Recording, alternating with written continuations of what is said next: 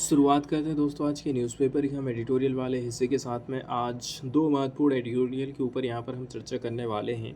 पहला एडिटोरियल भारत और श्रीलंका के रिलेशनशिप को बताता है। अभी कंटिन्यू मैं न्यूज़पेपर नहीं डाल पा रहा हूँ क्योंकि लगभग देखा जाए ना तो 1 महीना हो चुके हैं और आपको भी ये लग गया होगा कि लगभग 1 महीना होने जा रहा है आपको न्यूज़पेपर टाइम में नहीं मिल पा रहा। इसका रीज़न ये है कि जो हमारे ससुर जी हैं उनकी रीढ़ की हड्डी टूट गई है। घर में सफाई करते टाइम सीढ़ी से गिर गए हैं। दीपावली के टाइम में सफाई कर रहे थे तो सफाई करने के दौरान वो गिरे हैं, सीढ़ी स्लिप कर गई और स्लिप करने के बाद सीधे उनको चोट लगी थी कमर में, रीढ़ की हड्डी उनकी क्रैक हो गई है। तो 2 प्लेट लगी हैं और स्क्रू से इस प्रकार से उन्होंने उसको कस दिए हैं रीढ़ की हड्डी में। तो लगभग 1 महीना होने वाला है, अभी भी वो यहीं पर भर्ती हैं तो जाहिर सी बात है बनाना, खाना, टिफ़िन लाना ले जाना और भी बहुत सारे ऐसे काम हैं ना कि मैं खुद के लिए तक टाइम नहीं निकाल पा रहा हूँ और ना ही पढ़ाई के लिए तो ये समझ लो कि बड़े मुश्किल से समय निकल पाता है। और जाहिर सी बात है एडिटोरियल यदि बनाना है तो एडिटोरियल के लिए पहले जब तक तैयारी नहीं होगी, बिना तैयारी के डिस्कशन नहीं हो पाता। नोट्स बनाना पड़ता है क्योंकि न्यूज़पेपर की जो चीज़ें रहती हैं हमारे लिए रॉ मटेरियल की तरह है। क्या चीज़ आपको बताना है क्या नहीं बताना, सबसे पहले उसका नोट्स तैयार किया जाता है। तो भारत और श्रीलंका की रिलेशनशिप को यहाँ पर बताया जा रहा है कि अभी तक हिस्ट्री कैसी रही है भारत और श्रीलंका के रिलेशनशिप में। साथ ही साथ बताने की कोशिश करी जा रही है कि अभी हाल फिलहाल में क्या क्या डेवलपमेंट चल रहे हैं और फ्यूचर में क्या प्लानिंग हो सकती है। इंडिया एंड श्रीलंका के रिलेशनशिप की बात करें, जैसे कि इंफ्रास्ट्रक्चर डेवलपमेंट वाला सेक्टर, एनर्जी वाला सेक्टर कैसे हो सकता है? हो सकता है कि श्रीलंका हमसे कुछ एनर्जी के रूप में संसाधन खरीद रहा है, डीजल, पेट्रोल या फिर और भी अन्य तरीके हो सकते हैं, जैसे कि कच्चा कोयला हमसे खरीद के वो बिजली बना सकता है। इसके साथ ही साथ में जो ट्रेड है इसको हमें और भी ज़्यादा डीप करने की ज़रूरत है जितना कि अभी है। इसलिए जो गैप चल रहा है इस गैप को हमें फिल करने की ज़रूरत है। तो कौन कौन से क्षेत्रों में हमें काम करना पड़ेगा? एक है इंफ्रास्ट्रक्चर को कैसे करके डेवलप कर सकते हैं। इंफ्रास्ट्रक्चर के अंतर्गत पुल बनाना, सड़कें बनाना, बिल्डिंगें बनाना, ये सारी चीज़ आ जाता है। सेकेंड नंबर में हमारे एनर्जी टाइज हैं एंड ट्रेड के बारे में भी यहाँ पर बातचीत करी जाती है। एक प्रपोज़ल आया है कि लैंड कनेक्टिविटी हम इंडिया के साथ में बढ़ाएंगे। अभी हाल फिलहाल में देखा जाए श्रीलंका की तरफ से एक फ्री वीज़ा स्कीम चालू करी गई है इंडिया के लिए। अब श्रीलंका ने ये रास्ता क्यों खोला है? उसका रीज़न ये है कि श्रीलंका का जो टूरिज़्म वाला सेक्टर है ना, वो सबसे ज़्यादा प्रभावित हुआ था कोरोना के चलते। उसका असर अभी तक है।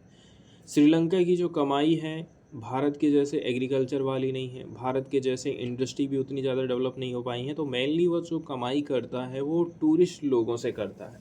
लोग वहाँ पर घूमने के लिए जाते हैं, पैसा खर्च करते हैं और इसी से उसकी इकोनॉमी चलती है। इसलिए उसने सोचा है कि हम अपने टूरिस्ट लोगों को और भी ज़्यादा कैसे करके अट्रैक्ट कर सकते हैं, इसके लिए उसने फ्री वीज़ा स्कीम चालू किया था।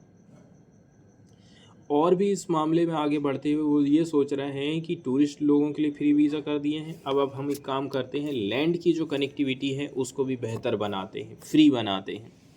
इसलिए अनाउंसमेंट किया गया है श्रीलंका के प्रेसिडेंट रानिल विक्रमसिंघे के द्वारा रिसेंटली कि हम इस्टेब्लिश करेंगे लैंड कनेक्टिविटी इंडिया के साथ में, और ये चीज़ बहुत जल्दी होने वाली है। लैंड कनेक्टिविटी आप सोच सकते हैं, ट्रेन हो सकती है, बस हो सकती है या फिर और भी अन्य साधन हो सकते हैं श्रीलंका जाने के। आज से यदि हम 20 साल पहले की बात करें, चेन्नई में मिस्टर विक्रमसिंघे, इसके बाद प्राइम मिनिस्टर, जब वो एक लेक्चर डिलीवर कर रहे थे, उन्होंने इस आइडिया को फ्लोट किया था कि हम एक ब्रिज बनाएंगे जो कि लिंक करेगा रामेश्वरम, तमिलनाडु में है, इसको तलाई मन्नार के साथ में जोड़ा जाएगा, नॉर्दर्न प्रोविंस ऑफ श्रीलंका के साथ में। मतलब आज से 20 साल पहले की यदि हम बात करें तो उस समय में ऐसा सोचा गया था कि भाई हम रामेश्वरम को, ठीक है, रामेश्वर को किसके साथ में जोड़ने वाले हैं, तलाई मन्नार के साथ में जोड़ेंगे। ये प्रपोजल आज से 20 साल पहले आया था। तो ये जो काम किया जाएगा इसके लिए एक लार्जर विजन रखा गया था रीजनल इकोनॉमिक इंटीग्रेशन का, ठीक है, ताकि इनकी जो कंट्री है उसका इंटीग्रेशन हो सके, ठीक है। And southern state of India and aimed at generating more opportunities for economic growth. पहले नंबर की बात यह है उसका जो एरिया है, उसका जो देश है वो कनेक्ट हो रहा है, साथ ही साथ में इससे इकोनॉमिक ग्रोथ भी होने वाली है। लेकिन आप देखेंगे कि श्रीलंका में पॉलिटिकल अनरेस्ट काफ़ी ज़्यादा चल रहा है, ठीक है। कभी कभी वहाँ की जो अपोजिशन वाली पार्टी है वो यदि मजबूत हो गई तो जाहिर सी बात है कहीं कहीं आप देखते हैं कि श्रीलंका का झुकाव चाइना की तरफ है। चाइना की तरफ इसलिए है क्योंकि जितना पैसा चाइना दे सकता है किसी देश को उतना पैसा इंडिया नहीं दे सकता है। भले ही चाइना किसी प्रकार से उनको अपने जाल में फंसा ले, लेकिन उनका झुकाव ज़्यादा चाइना की तरफ हो जाता है। इसलिए बोला जा रहा है कि यहाँ की जो पॉलिटिकल कंडीशन है वो ख़राब चल रही है। इसी के चलते चलते जो कनेक्टिविटी है कभी कभी कम हो जाती। कम होने का मतलब ये है वहाँ की जो जनता है, अपोजिशन वाले जो लीडर हैं वो विरोध करने लग जाते हैं। उनका कहना है कि यदि आप भारत की मदद ले रहे हैं तो ऐसा ना हो कि भारत ही पूरे देश को चलाने लग जाए, उससे हमारे देश के डिसीजन प्रभावित होने लग जाएं, ऐसा उनको डर लगा रहता है। दिसंबर 2015 में इंडिया के road transport and highway minister Nitin Gadkari ने इंफॉर्मेशन दिया था लोकसभा में कि एशियन डेवलपमेंट की ये इच्छा है कि हम एक फंड प्रोवाइड करने वाले हैं ताकि एक जो प्रोजेक्ट है ब्रिज प्रोजेक्ट 24,000 करोड़ रुपया, ये श्रीलंका के लिए थोड़ी सी हेल्प मिल सके। लेकिन देखा जाए ना, दिक्कत यहाँ पर ये खड़ी हो गई थी कि बीच में इंडिया आ गया। एशियन डेवलपमेंट तो जहाँ तक ठीक है, लेकिन बीच में इंडिया आ गया ना, इसलिए क्रिटिसिज्म होने लगा था कि ये ठीक नहीं है। इंडिया यदि आपको मदद दे रहा है तो इंडिया कहीं ऐसा ना हो कि हमारे यहाँ की पॉलिटिक्स को चलाने लग जाए, हमारे नेता को जैसे बोलेगा वे वैसा करेंगे। अब हम बात करते हैं कि जो लैंड कनेक्टिविटी की जा रही है इसका आइडिया क्या है, साथ ही साथ में इससे कौन कौन से प्रॉफिट होने वाले हैं। मिस्टर विक्रम सिंघे की बात करें जो कि आज के समय में फाइनेंस मिनिस्टर भी हैं, उनके बजट एड्रेस जब वो कर रहे थे 13 नवंबर को, तो उन्होंने रिफ़र किया था इस प्रकार के प्रोजेक्ट के बारे में कि हम एक लैंड कनेक्टिविटी प्रोजेक्ट लेकर के आ रहे हैं एंड हम आशा करते हैं कि हम यूटिलाइज़ कर पाएंगे कोलंबो पोर्ट को, ताकि हमारी जो सप्लाई की ज़रूरत है साउथ वेस्ट इंडिया में and Trincomalee port to meet the supply need of south east Asia. उनका कहना है कि ऐसा नहीं है कि हम खाली ख़रीदने के लिए लैंड कनेक्टिविटी बढ़ा रहे हैं, हम हमारे देश से भी माल को भेज पाएंगे, पार्टिकुलरली साउथ वाला जो हिस्सा है इंडिया का वहाँ पर, ऐसा श्रीलंका का कहना था। इसके बाद पावर ग्रिड की बात करी जाती है, तो इंफ्रास्ट्रक्चर डेवलपमेंट के एरिया क्या क्या हो सकते हैं इस मामले में। लेकिन ये जो रिलेशनशिप रही है दोनों कंट्रीज़ के बीच में इंफ्रास्ट्रक्चर डेवलपमेंट को लेकर के, ठीक है, अभी से पहले कहीं ज़्यादा डीप हुआ करती थी, ऐसा राइटर का कहना है। एग्जाम्पल के तौर पर यदि हम बात करें, idea of connecting the electricity network of to countries was floated even in 1970। अब आप सोच लीजिए कि 1970 के दशक में किस प्रकार से इनके जो रिलेशनशिप हैं अच्छे रहे थे। इलेक्ट्रिसिटी नेटवर्क की जो कनेक्टिविटी है उसका उल्लेख आता है, उसके बारे में चर्चा हुई थी 1970 के दशक में। अब आप देखेंगे 13 साल लैप्स हो चुके हैं तब से, since the two countries signed a memorandum of understanding on the bilateral grid but not even 1 unit of electricity has been transmitted. आपने इंफ्रास्ट्रक्चर खड़ा कर दिए हैं, लेकिन क्या मतलब का जब आप उस चीज़ का यूज़ ही नहीं कर पा रहे हैं, तो ये ऐसा बोलना है 13 साल हो चुके हैं। आगे बांग्लादेश के रिलेशनशिप के साथ यहाँ पर हम चर्चा करेंगे। इंडिया और बांग्लादेश की रिलेशनशिप यहाँ पर बताई जा रही है। वहीं यदि हम बांग्लादेश के साथ में बात करें, इंडिया ने क्या किया है। इंडिया एक्सपोर्ट करता है कम से भी कम 7,000 million unit annually for the last couple of year. पिछले कुछ सालों से हम देख रहे हैं भारत बिजली काफ़ी बेच रहा है बांग्लादेश को। एक महीना पहले की बात करें, मोदी एंड बांग्लादेश की जो प्राइम मिनिस्टर हैं शेख हसीना ने जॉइंटली कमीशन किया था एक वर्चुअल मोड के माध्यम से second unit of the Rampal मैत्री पावर प्रोजेक्ट। रामपाल मैत्री पावर प्रोजेक्ट को अलग अलग चरणों में पूरा किया जा रहा है। तो ये सेकंड चरण बोला जा रहा है, ये अभी कंप्लीट हो चुका है। इसकी कैपेसिटी कितनी बताई जा रही है? 660 मेगावाट। इसके अलावा भी 2 ऐसे इंफ्रास्ट्रक्चर प्रोजेक्ट हैं जो कि यहाँ पर लॉन्चिंग हमको देखने को मिले थे। श्रीलंका एंड बांग्लादेश के बारे में बात करें, फैक्ट वाली बात यह है, Sri Lanka and Bangladesh had memoranda of understanding. इनके बीच में भी हम MOU किए हैं, ठीक है, सेम ईयर में ही, मतलब हम 2010 की बात कर रहे हैं, ताकि कोलैबोरेशन हो सके पावर सेक्टर में। ये जो श्रीलंका देश है ना, इसको थोड़ा टाइम की ज़रूरत है, ताकि जो प्रोट्रैक्टेड इविल वार है 25 साल जो यहाँ पर चला था, प्रोट्रैक्टेड मतलब लंबा समय तक, उस सिविल वार के असर से श्रीलंका बाहर हो सके। हालांकि अभी देखा जाए ट्रांसमिशन नेटवर्क प्रोजेक्ट में प्रोग्रेस चल रही है।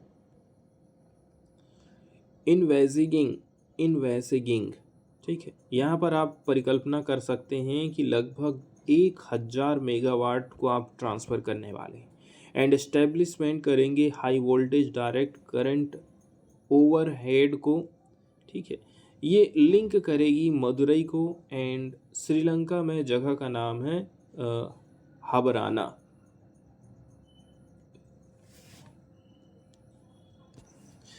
आगे बताया जाता है कि यदि हम दोनों देशों की, भारत और श्रीलंका के एनर्जी रिलेशनशिप की बात करें, कि आने वाले टाइम में ऐसा हो सकता है कि जो श्रीलंका है काफ़ी सस्ती बिजली बनाने लग जाए। इसके साथ ही साथ ये जो दोनों कंट्री हैं इनको फोकस करना पड़ेगा, ठीक है, कुछ एरिया के ऊपर आपको फोकस करना है। That the deadline of 2030 is met. 2030 की जो डेडलाइन रखी गई है इसको आप कैसे करके पूरा कर सकते हैं। ट्रेड के मामले में यदि हम बात करें, सबसे पहले फ्री ट्रेड एग्रीमेंट की बात करते हैं एंड इसकी रिलेशनशिप की हिस्ट्री की बात करेंगे। फ्री ट्रेड एग्रीमेंट के अंतर्गत क्या होता है, बाहर से यदि आप कोई चीज़ मंगा रहे हैं तो उसमें आप भी कम टैक्स लगाएंगे। आप यहाँ से कोई चीज़ चाइना भेज रहे हैं, अमेरिका भेज रहे हैं, तो अमेरिका भी आपकी सामान के ऊपर कम टैक्स लगाएगा या फिर टैक्स से उसको फ्री कर देगा।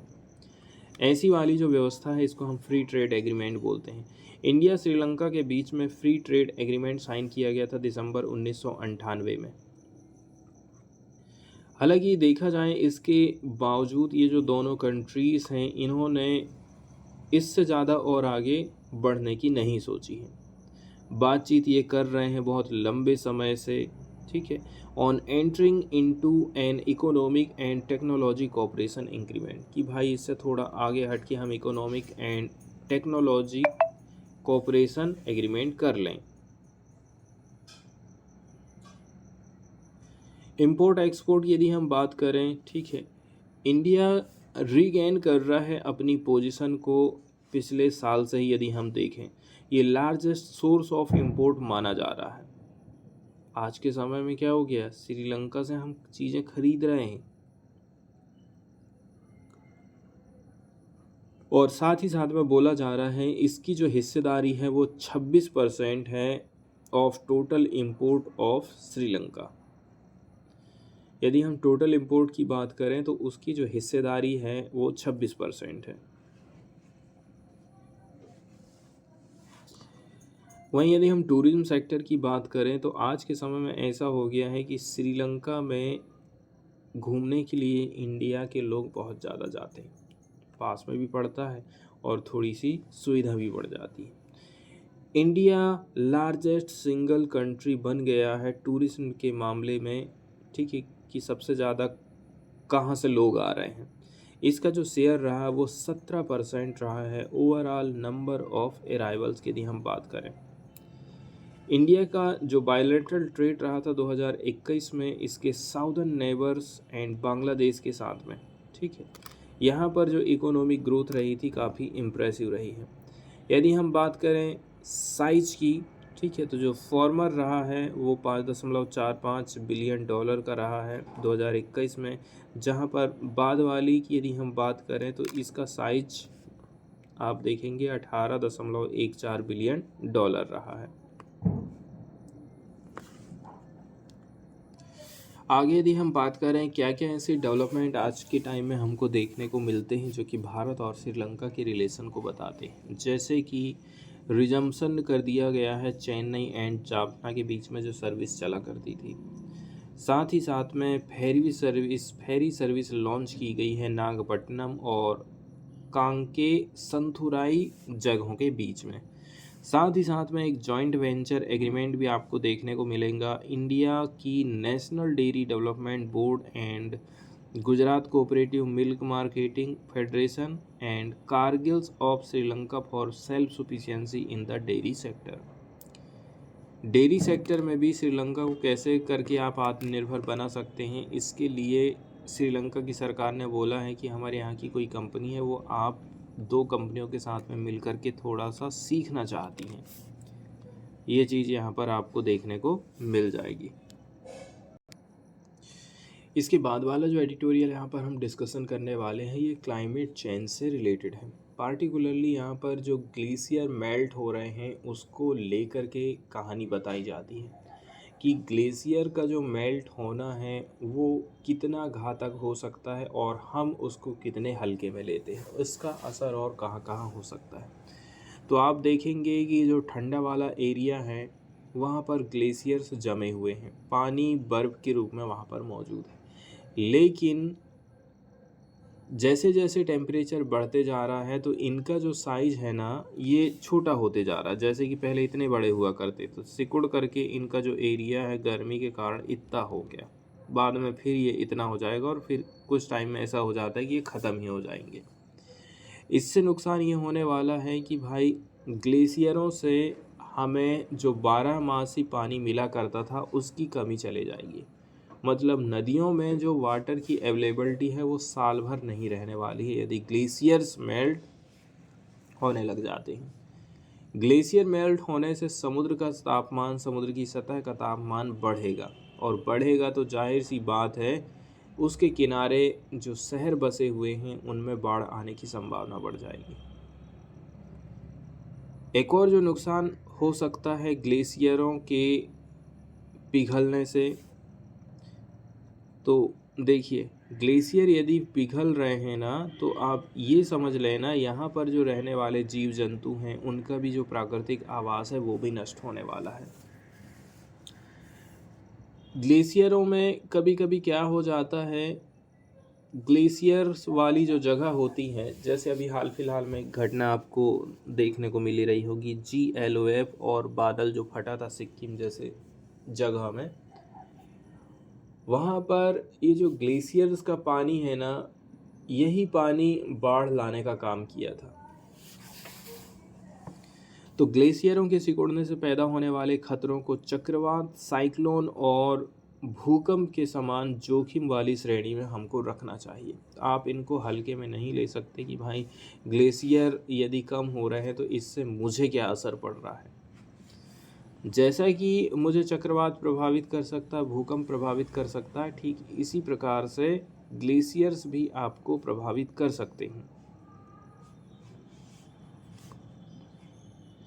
विश्व मौसम विज्ञान संगठन की हाल की रिपोर्ट के जिसका नाम है द ग्लोबल क्लाइमेट 2011 से 2020 के बीच में, तो ग्रीन हाउस गैसों के उत्सर्जन के प्रति इस धरती की प्रतिक्रिया के बारे में एक रिपोर्ट प्रस्तुत करी गई है और इसमें बताया गया है कि ग्लेशियरों का हेल्थ कैसा है। 2011 से लेकर के 2020 के दौरान दुनिया के ग्लेशियर एवरेज देखा जाए प्रतिवर्ष 1 मीटर पतले होते जा रहे हैं, मोटे थे पतले होते जा रहे हैं।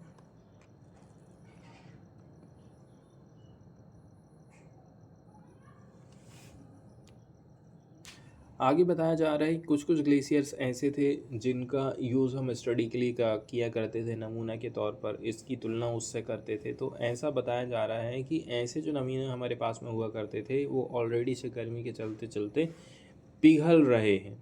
अफ्रीका में एग्जाम्पल के तौर पर यदि हम बात करें, रवेंजोरी पर्वत और माउंट केन्या के ग्लेशियरों के 2030 तक, और किलिमंजारो में जो ग्लेशियर्स हैं वो 2040 तक गायब हो जाएंगे, क्लाइमेट चेंज के चलते, गर्मी बढ़ने के चलते चलते।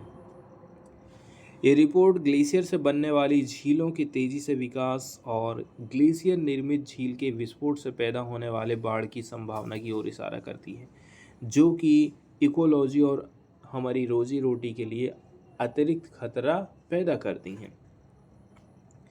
इस रिपोर्ट में बोला गया है कि कैसे करके ग्लेशियर के पिघलने से बने पानी ने दशक की सबसे बड़ी भयंकर बाढ़ में से एक जून 2013 की उत्तराखंड बाढ़ में योगदान दिया था। 2013 में जो आई थी बाढ़, बताया जा रहा है वो किस कारण से यहाँ पर आई थी। और एक और यहाँ पर एग्जांपल आप देख सकते हैं, ये साउथ लोहनक लेक है, ग्लेशियर के जमने से ये भी बनी है। ये आपकी तीस्ता रिवर है, ठीक है। अब साउथ लोहनक लेक जो बनी हुई है बर्फ़ की दीवार से बनी है, तो दीवार टूट गई पानी के प्रेशर से, पानी का फ्लो एकदम से तेज़ी से बढ़ता हुआ कहाँ पहुँचा, Teesta river. Teesta river overflow होने लगी और ओवरफ्लो होने के चलते चलते यहाँ पर बाढ़ जैसी कंडीशन पैदा हो गई थी। यहाँ पर जो घटना घटित हुई थी इसको GLOF बोला जाता है, और इसका भी उल्लेख यहाँ पर आपको देखने को मिल जाएगा। और तो एग्जाम्पल के तौर पर सिक्किम में जो घटना घटित हुई थी, जो चुंगथांग डैम है वो नष्ट हो गया था, वो किस कारण से हुआ था, वो इसी कारण हुआ था कि ग्लेशियरों ने झील जैसी चीज़ का निर्माण किया है, झील जैसे दिखने वाली चीज़ का निर्माण किया है। अब कभी कभी पानी ओवरफ्लो हो सकता है, बादल फट सकता है, जिसके चलते चलते ये जो पानी भरा हुआ है एकदम प्रेशर से आगे जाएगा और सामने जो भी चीज़ रहेगी उसको ख़त्म कर देगा। Centre for integrated mountain development की एक रिपोर्ट आई है, इसमें बोला जाता है कि साल की शुरुआत में international centre for integrated mountain development की रिपोर्ट बोली है कि हिंदू के हिमालय में ग्लेशियरों का गायब होना पहले के दशकों की तुलना में 2023 के दशक के दौरान 65% ज़्यादा तेज़ी से हुआ। पहले इतनी ज़्यादा तेज़ी से ये ग्लेशियर नहीं पिघला करते थे, लेकिन आज के टाइम में बहुत तेज़ी के साथ में ये पिघल रहे हैं। इसके अलावा बोला जा रहा है कि इस सदी के लास्ट तक जो पृथ्वी का टेम्परेचर है वो 2.5 डिग्री सेंटीग्रेड से लेकर के 3 डिग्री सेंटीग्रेड तक बढ़ सकता है। साथ ही साथ में ग्लेशियर की जो मात्रा रहेगी 55% की गिरावट, 75% की गिरावट हो सकती है, 65 से 75। मतलब 2050 के आसपास आप ये सोचोगे कि मीठे पानी पर्याप्त रहेगा, तो ये चीज़ गलत रहेगी।